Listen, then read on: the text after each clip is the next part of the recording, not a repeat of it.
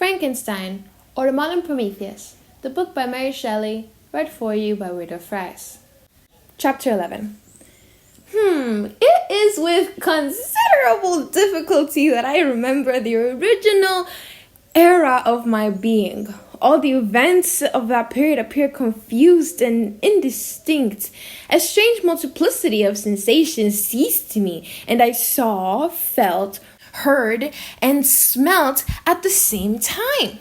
And it was indeed a long time before I learned to distinguish between the operations of my various senses. By degrees, I remember a stronger light pressed upon my nerves so that I was obliged to shut my eyes. Darkness then came over me and troubled me, but hardly had I felt this when, by opening my eyes, as I now suppose, the light poured in upon me again. I walked and, I believe, descended, but I presently found a great alteration in my sensations. Before, dark and opaque bodies had surrounded me, imprevious to my touch or sight, but I now found that I could wander on at liberty, with no obstacles which I could not either surmount or avoid.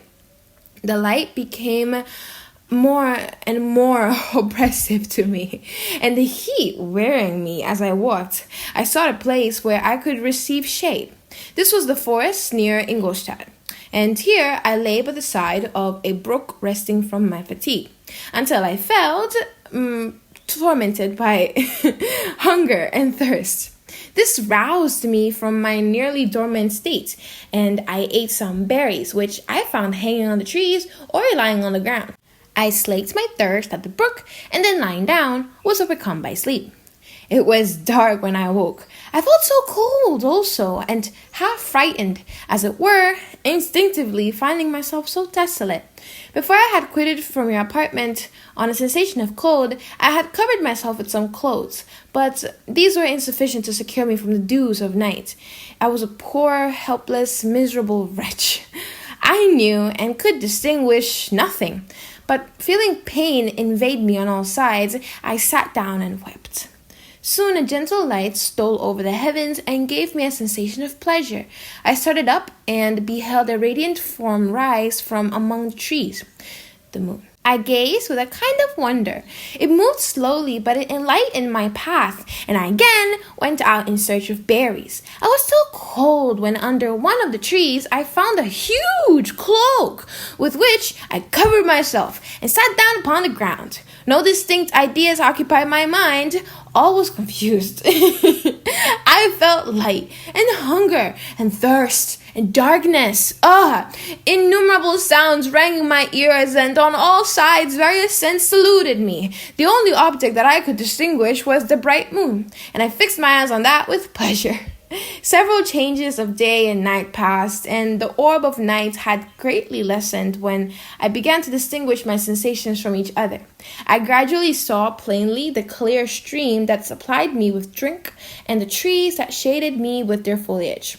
I was delighted when I first discovered that a pleasant sound, which often saluted my ears, proceeded from the throats of the little winged animals who had often intercepted the light from my eyes. I began to also observe with greater accuracy the forms that surrounded me, and to perceive the boundaries of the radiant roof of light which canopied me. Sometimes I tried to imitate the pleasant songs of the birds, but I was unable. Sometimes I wished to express my sensations in my own mode, but the uncouth and inarticulate sounds which broke from me frightened me into silence again. The moon had disappeared from the night, and again, with a lessened form, showed itself, while I still remained in the forest. My sensations had, by this time, become distinct, and my mind received every day additional ideas. My eyes became accustomed to the light and to perceive objects in their right forms. I distinguished the insect from the herb, and by degrees one herb from another. I found that the sparrow uttered none but harsh notes, whilst those of the blackbird and thrush were sweet and enticing. One day, when I was oppressed by cold, I found a fire, which had been left by some wandering beggars, and was overcome with delight at the warmth I experienced from it. In my joy, I thrust my hand into the live embers, but quickly drew it out again with a cry of pain. strange, I thought, that the same cause should produce such opposite effects. I examined the materials of the fire, and to my joy, I found it to be composed of wood. I quickly collected some branches, but they were wet and would not burn. I was pained at this, and sat still, waiting the operation of the fire. The wet wood, which I had placed near the heat, dried, and it itself became inflamed. I reflected on this, and by touching the various branches, I discovered the cause, and busied myself in collecting a great quantity of wood, that I might dry it and have a plentiful supply of fire. When night came on and brought sleep with it, I was in the greatest fear, lest my fire should be extinguished. I covered it carefully with dry wood and leaves, and placed wet branches upon it, and then, spreading my cloak, I lay on the ground and sank into sleep. It was morning when I awoke, and my first care was to visit the fire. I uncovered it, and a gentle breeze quickly fanned it into a flame. Woo! I observed this also, and contrived a fan of branches which roused the embers when they were nearly extinguished. When night came again, I found, with pleasure, that the fire gave light as well as heat, and that the discovery of this element was useful to me in my food. For I found some of the offals that the travelers had left had been roasted, and tasted much more savory than the berries I gathered from the trees. I tried, therefore, to dress my food in the same manner, placing it on the live embers, and I found that the berries were spoiled by this operation. And the nuts and roots much improved. Food, however, became scarce, and I often spent the whole day searching in vain for a few acorns to assuage the pangs of hunger. When I found this, I resolved to quit the place that I had hitherto inhabited, to seek for one where the few wants I experienced would be more easily satisfied. In this emigration, I exceedingly lamented the loss of the fire which I had obtained through accident, and knew not how to reproduce it. I gave several hours to the serious consideration of this difficulty, but I was obliged to relinquish all attempt to supply it, and wrapping myself up in my cloak, I struck across the wood towards the setting sun.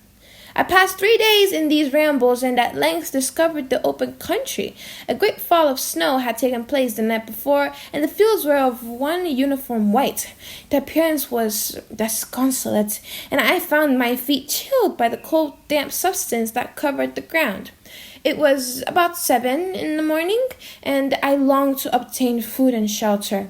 At length I perceived a small hut on a rising ground, which had doubtless been built for the convenience of some shepherd. This was a new sight to me, and I examined the structure with great curiosity. Finding the door open, I entered. An old man sat in it, near a fire, over which he was preparing his breakfast. He turned on hearing a noise, and perceived me, shrieked loudly, and quitting the hut, ran across the fields with a speed of which his debilitated form hardly appeared capable. His appearance, different from any I had ever seen before, and his flight somewhat surprised me, but I was enchanted by the appearance of the hut. Here the snow and rain could not penetrate. The ground was dry, and it presented to me then as exquisite and divine a retreat as pandemonium appeared to the demons of hell after their sufferings in the lake of fire. I greedily devoured the remnants of the shepherd's breakfast, which consisted of bread, cheese, milk, and wine. The latter, however, I did not like. Then, overcome by fatigue, I lay down among some straw and fell asleep. It was noon when I awoke, and allured by the warmth of the sun, which shone brightly on the white ground, I determined to recommence my travels, and depositing the remains of the peasant's breakfast in a wallet I found, I proceeded across the fields for several hours, until at sunset I arrived at a village. How miraculous did this appear! The huts, the neater cottages, and stately houses engaged my admiration by turns. The vegetables in the gardens, the milk and cheese that I saw placed at the windows of some of the cottages allured my appetite. One of the best of these I entered. But I had hardly placed my foot within the door before the children shrieked, and one of the women fainted. Yikes! The whole village was aroused. Some fled, some attacked me, until, grievously bruised by stones and many other kinds of missile weapons, I escaped to the open country and fearfully took refuge in a low hovel, quite bare, and making a wretched appearance after the palaces I had beheld in the village. This hovel, however, joined the cottage of a neat and pleasant appearance, but after my late dearly bought experience, I dared not enter it. My place of refuge was constructed of wood, but so low that I could with difficulty sit upright in it. No wood, however, was placed on the earth, which formed the floor, but it was dry, and although the wind entered it by innumerable chinks, I found it an agreeable asylum from the snow and rain. Here, then, I retreated and laid down, happy to have found a shelter, however miserable, from the inclemency of the season, and still more from the barbarity of man. As soon as morning dawned, I crept from my kennel, that I might view the adjacent cottage and discover if I could remain in the habitation I had found. It was situated against the back of the cottage and surrounded on the sides, which were exposed by a pigsty and a clear pool of water. One part was open, and by that I had crept in. But now I covered every crevice by which I might be perceived with stones and wood, yet in such a manner that I might have moved them on occasion to pass out. All the lights I enjoyed came through the sty, and that was sufficient for me. Having thus arranged my dwelling and carpeted it with clean straw, I retired, for I saw the figure of a man at a distance, and I remembered too well my treatment the night before to trust myself in his power. I had first, however, provided for my sustenance for that day by a loaf of coarse bread, which I purloined, and a cup with which I could drink more conveniently than from my hand of the pure water which flowed by my retreat. The floor was a little raised, so that I was kept perfectly dry, and by its vicinity to the chimney of the cottage it was tolerably warm. Being thus provided, I resolved to reside in this hovel until something should occur which might alter my determination. It was indeed a paradise compared to the bleak forest, my former residence, the rain-dropping branches and dank earth. I ate my breakfast with pleasure and was about to remove a plank to procure myself a little water when I heard a step, and looking through a small chink, I beheld a young creature with a pail on her head passing before my hovel. The girl was young and of gentle demeanor, unlike what I have since found cottagers and farmhouse servants to be. Yet she was meanly dressed. A coarse blue petticoat and a linen jacket were her only garb. Her fair hair was plaited but not adorned. She looked patient yet sad. I lost sight of her, and in about a quarter of an hour she returned bearing the pail, which was now partly filled with milk. As she walked along, seemingly encumbered by the burden, a young man met her with countenance expressed as a deeper despondence. Uttering a few sounds with an air of melancholy, he took the pail from her head and bore it to the cottage himself. She followed, and they disappeared. Presently I saw the young man again, with some tools in his hand, cross the field behind the cottage, and the girl was also busied, sometimes in the house and sometimes in the yard. On examining my dwelling, I found that one of the windows of the cottage had formerly occupied a part of it, but the panes had been filled up with wood. In one of these was a small and almost imperceptible chink through which the eye could just penetrate. Through this crevice a small room was visible, whitewashed and clean, but very bare furniture.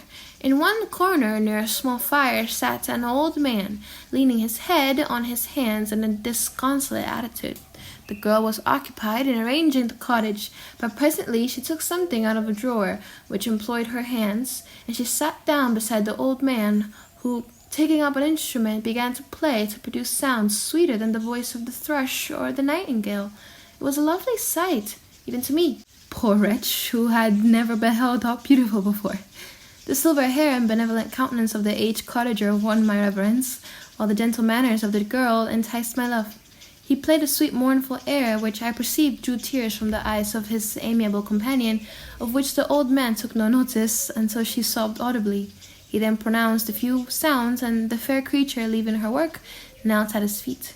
He raised her and smiled with such kindness and affection that I felt sensations of a peculiar and overpowering nature. They were a mixture of pain and pleasure, such as I had never before experienced, either from hunger or cold, warmth or food, and I withdrew from the window, unable to bear these emotions. Soon after this, the young man returned, bearing on his shoulder a load of wood. The girl met him at the door, helped to relieve him of his burden, and taking some of the fuel into the cottage, placed it on the fire. And then she and the youth went apart into a nook of the cottage, and he showed her a large loaf of a piece of cheese. She seemed pleased, and went into the garden for some roots and plants, which she placed in the water. And then upon the fire she afterwards continued her work, whilst the young man went to the garden and appeared busily employed in digging and pulling up roots. After he had been employed thus about an hour, the young woman joined him, and they entered the cottage together. The old man had, in the meantime, been pensive, but on the appearance of his companions he assumed a more cheerful air. And they sat down and ate. The meal was quickly dispatched. The young woman was again occupied in arranging the cottage. The old man walked before the cottage in the sun for a few minutes, leaning on the arm of the youth. Nothing could exceed in beauty the contrast between these two excellent creatures. One was old, with silver hairs and a countenance beaming with benevolence and love, and the younger was slight and graceful in his figure, and his features were molded with the finest symmetry, yet his eyes and attitude expressed the utmost sadness and despondency. The old man returned to the cottage, and the youth, with tools different from those he had used in the morning, directed his steps across the fields. Night quickly shut in, but to my extreme wonder, I found that the cottagers had a means of prolonging light by the use of tapers, and was delighted to find that the setting of the sun did not put an end to the pleasure I experienced in watching my human neighbors. In the evening, the young girl and her companion were employed in various occupations which I did not understand, and the old man again took up the instrument which produced the divine sounds that had enchanted me in the morning. So soon as he had finished, the youth began, not to play, but to utter sounds that were monotonous, and neither resembling the harmony of the old man's instrument, nor the songs of the birds. I since found that he read aloud, but at the same time I knew nothing of the signs of words or letters. The family, after having been thus occupied for a short time, extinguished their lights and retired, as I conjectured, to rest. This is the end of chapter 11 of the book Frankenstein by Mary Shelley, read for you by Weirdo. Thank you.